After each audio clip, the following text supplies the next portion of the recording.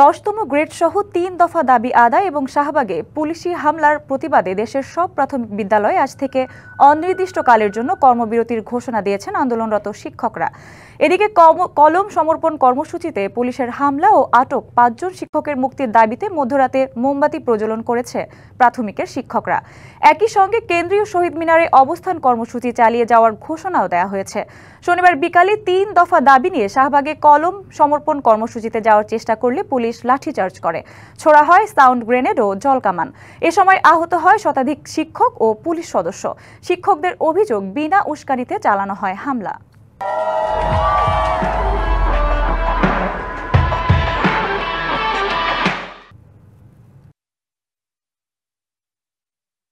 আজ থেকে সব সরকারি প্রাথমিকে কর্মবিরতির ঘোষণা দেওয়া হয়েছে। এ নিয়ে আরও জানাতে রংপুর ও ময়মনসিংহ থেকে আমাদের সহকর্মীরা যুক্ত হচ্ছেন। প্রথমেই চলে যাচ্ছি রংপুর মাজেদ মাসুদের কাছে। মাজেদ, শিক্ষকদের কর্মবিরতি কর্মসূচি নিয়ে কি তথ্য আছে আপনার কাছে? সঞ্জিদা, আপনি জানেন যে কয়েকদিন ধরেই কিন্তু আমরা দেখছি যে প্রাথমিক বিদ্যালয়ের শিক্ষকরা আবারও কিন্তু তারা মাঠে নেমেছেন তাদের যে ৩ দফা দাবি আছে সেই দাবি আদায়ের জন্য। রংপুর বিভাগে প্রায় ৯৫০০ সরকারি প্রাথমিক বিদ্যালয় রয়েছে। এসব বিদ্যালয়ে প্রায় শিক্ষার্থীর সংখ্যা ১৪ লাখ। বিপুল সংখ্যক মানুষ এই প্রাথমিক বিদ্যালয়গুলোতেই তারা নিযুক্ত রয়েছেন। তারা কিন্তু এই দাবির সাথে একাত্মতা ঘোষণা করেছেন। তারা যেটি বলছেন, তাদের এই দাবি অস্তিত্বের লড়াই, তাদের যে পদমর্যাদা বৃদ্ধির লড়াই, একই সাথে এই দাবি আদায় হলে প্রাথমিক বিদ্যালয়ের শিক্ষার ভিত যেমন মজবুত হবে এবং এই প্রাথমিক শিক্ষকদের যে পেশার যে মর্যাদা সেটিও সমুন্নত থাকবে। তাই সকলেই কিন্তু এই দাবির সাথে একাত্মতা জানিয়েছেন। গতকাল যেহেতু শাহবাগে প্রাথমিক বিদ্যালয়ের শিক্ষকদের সাথে পুলিশের একটি সংঘর্ষের ঘটনা ঘটেছে, সেই সংঘর্ষকে কেন্দ্র করে কিন্তু শিক্ষকদের মনোবল আরও কিন্তু ভেঙে গেছে। তারা এই দাবির সাথে অনড় হয়েছেন। ফলে নতুন কর্মসূচি ঘোষণা এসেছে। আজ থেকে তারা অবস্থান কর্মসূচি ঘোষণা করবে এবং কর্মবিরতি পালন করবে। যেহেতু আজকে রবিবার, সপ্তাহের প্রথম দিন, কেবলমাত্র সকাল ৯টা বাজে, এখন পর্যন্ত প্রাথমিক বিদ্যালয়গুলো কেবলমাত্র খুলছেন, শিক্ষকরা আসছেন। ফলে আমরা সুনির্দিষ্ট করে বলতে পারতেছি না যে তারা কর্মবিরতি পালন করবেন কিনা। তবে যে সমস্ত বিদ্যালয় এখন পর্যন্ত খুলেছে সেখানে আমরা দেখেছি শিক্ষকরা এসেছেন এবং শিক্ষার্থীরাও এসেছেন। এখন পর্যন্ত ক্লাস শুরু বা অ্যাসেম্বলি সেটি শুরু হয়নি।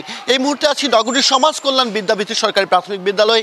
এই বিদ্যালয়ের যিনি প্রধান শিক্ষক, তার সাথে একটু কথা বলবো। একটু আপনার কাছে জানতে চাই, ৩ দফা দাবি নিয়ে আপনাদের আন্দোলন চলছে, আজ থেকে কর্মবিরতি আবার পালন করার কথা, এই দাবির সাথে একাত্মতা জানান কিনা এবং আপনাদের অবস্থানটা কি? ধন্যবাদ। আসসালামু আলাইকুম। আমি প্রধান শিক্ষক, সমাজ কল্যাণ বিদ্যাপীঠ সরকারি প্রাথমিক বিদ্যালয়। সহকারী শিক্ষকদের আন্দোলনের একাত্মতা ঘোষণা করছে আমার শিক্ষকরা, কিন্তু তারা কর্মবিরতি পালনে সম্মতি জানায়নি আর কি। তার মানে ক্লাস আজকে পুরোদমে চলবে কিনা? চলবে। ধন্যবাদ। এবং আমরা শেষ পর্যন্ত দেখব যে ক্লাস চলছে। জি, আপনারা শেষ পর্যন্ত দেখবেন। আমাদের ক্লাস চলমান আছে।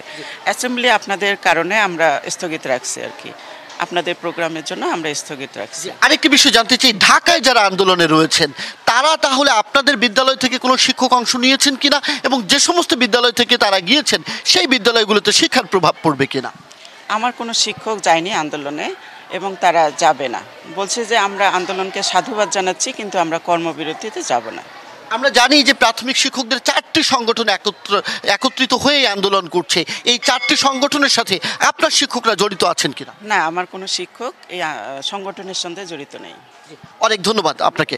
জি সঞ্জিদা, আমরা আসলে শুনছিলাম এই প্রধান শিক্ষক যিনি রয়েছেন সমাজ কল্যাণ বিদ্যাপীঠের, তিনি বলছেন যে তার শিক্ষকরা জড়িত নেই। তবে আমরা যতটুকু জানি প্রত্যেক শিক্ষকই কোনো না কোনো সংগঠনের সাথে জড়িত আছে এবং দিন শেষে গিয়ে দেখা যায় যে কোনো স্কুলেই ক্লাস হয়নি। তো সব কিছু মিলিয়ে এই আন্দোলনের একটি ব্যাপক প্রভাব পড়ছে এবং তারা যেটি বলছেন তাদের যৌক্তিক দাবি, একদিকে পদোন্নতি চান এবং পাশাপাশি তারা বদলির ব্যাপারটি চান এবং 10ম গ্রেডে উন্নীত চান। তো আন্দোলন চলছে, সবশেষে গিয়ে দেখা যাক যে আসলে শিক্ষার্থীদের মধ্যে এই আন্দোলন কতটা প্রভাব ফেলে। সঞ্জিদা। মাজেদ, ধন্যবাদ আপনাকে। এই বিষয়ে আরও জানাতে ময়মনসিংহের থেকে যুক্ত হচ্ছেন সহকর্মী ইমরান হোসেন রাব্বি। রাব্বি, শিক্ষকরা কি কর্মবিরতি পালন করছেন এবং সেখানকার সার্বিক পরিস্থিতি জানাবেন? আসলে 3 দফা দাবিতে শুরু হওয়া যে শিক্ষকদের আন্দোলন এবং সেই শিক্ষকদের আন্দোলনে রাজধানীতে তাদের উপরে হামলার ঘটনার প্রতিবাদে কিন্তু আজ থেকে আবার নতুন কর্মসূচি দিয়েছেন শিক্ষকরা। যে কর্মসূচির মধ্যে আজ কেন্দ্রীয় শহীদ মিনারের অবস্থান এবং সারা দেশে একযোগে সকল সহকারী শিক্ষকরা কর্মবিরতি পালন করছেন। আমি রয়েছে এখন এই মুহূর্তে কৃষি বিশ্ববিদ্যালয়ে, সরকারি প্রাথমিক বিদ্যালয়ে।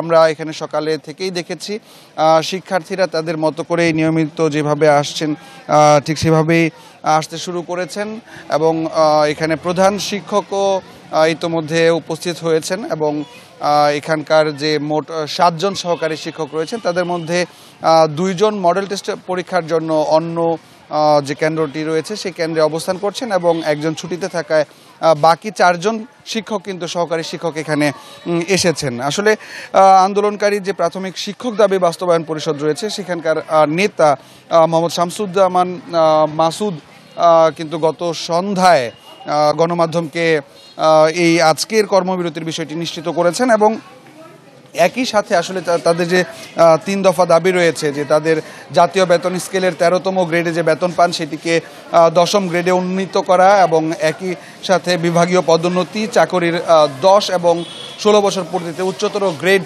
দেওয়ার যে 3টি দাবি রয়েছে সেই 3টি দাবির নিয়ে যে আন্দোলন হয়েছিল সেই আন্দোলনে শিক্ষকদের উপর, সহকারী শিক্ষকদের উপর পুলিশ লাঠিচার্জ করলে এবং জলকামান ছুড়লে কিন্তু মূলত সন্ধ্যার সময় এখানকার যে কেন্দ্রীয় নেতারা রয়েছেন তারা কিন্তু আজকে আজ থেকে কর্মবিরতির ডাক দিয়েছেন। আসলে আমরা আরও বেশ কয়েকটি প্রাথমিক বিদ্যালয়ের শিক্ষকদের সাথে কথা বলেছি। প্রধান শিক্ষকরা বলেছেন যে আসলে প্রধান শিক্ষকরা আজকের এই কর্মবিরতি পালন করছেন না, কিন্তু প্রত্যেকটি বিদ্যালয়ে যে সহকারী শিক্ষক রয়েছেন সকল সহকারী শিক্ষকরা পূর্ণ দিবস কর্মবিরতি পালন করছেন এবং একই সাথে শিক্ষার্থীরাও আজকে এসেছেন। এখন পর্যন্ত কোনো সিদ্ধান্ত হয়নি যে আসলে পাঠদান প্রক্রিয়ায় আজকে পরিচালনা হবে কিনা। এই ছিল আসলে সঞ্জিদা আমার কাছে ময়মনসিংহ থেকে শিক্ষকদের কর্মবিরতির সবশেষ খবর।